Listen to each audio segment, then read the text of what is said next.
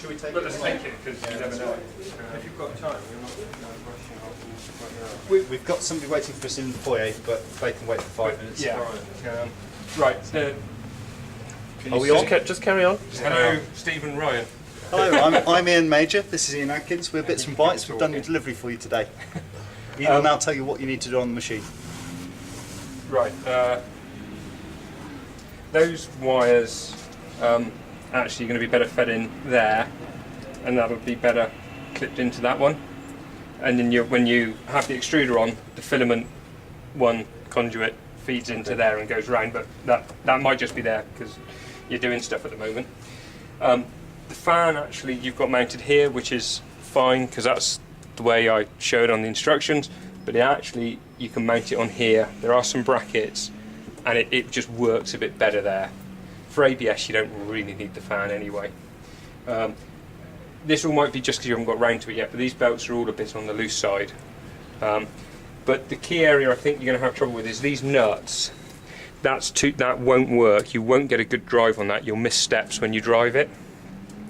That nut wants to be almost poking out the top of the plastic. The spring's far too compressed. Yeah. I'm wondering if I can. I don't think I can adjust it with it on. So you want, it really just holding within the housing, so as the spring's under not too much tension. And you will need to grease these threads. Just to give you reliable operation, and if you run it up and down a couple of times, you'll get good performance from that. The new LED screens in there. You just look at the sort of instructions on the site. If I'm hoping you've got the latest instructions, but download the latest if you haven't. You probably have. But otherwise, it's looking pretty good. That's well underway. That's how it should be. Well, that sounds like a good endorsement. These need to be tightened up, don't they? Yeah, all of this is loose. I mean, none of the Z stuff's set up, but it wouldn't surprise me if some of that's loose from where they've had trouble because of that. I don't think they've had the Z going. I've seen them. I've seen this right. moving. These want to be. This one particularly. I mean, that's way too loose. That wants to be quite a bit tighter, and likewise. But no. On the whole, it's looking as it should look. Okay, I'm sure there's lots of questions they have to ask you, but they can email us or stick them on the forum. In case they haven't been to the site recently, there's a forum that's recently up, and there's a blog that's up now. The blog's got useful information going up from some of the people who've been going for a while, and the forum, there's all sorts of stuff starting to appear, so please stay in touch with the site. Give us a shout via email if you need any help. The other thing is, they'll probably want to take that bolt out. That's shoddy design on my part.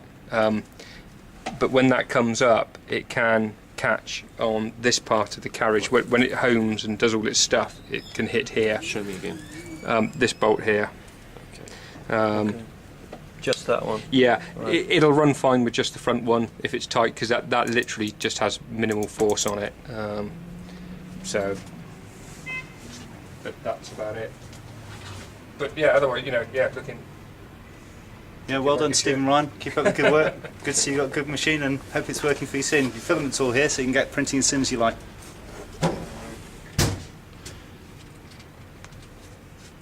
It's tightening up, but otherwise that all looks. We look forward to seeing this video up on YouTube this evening. Okay, excellent. Well, thanks very much. No worries. Thanks for your time.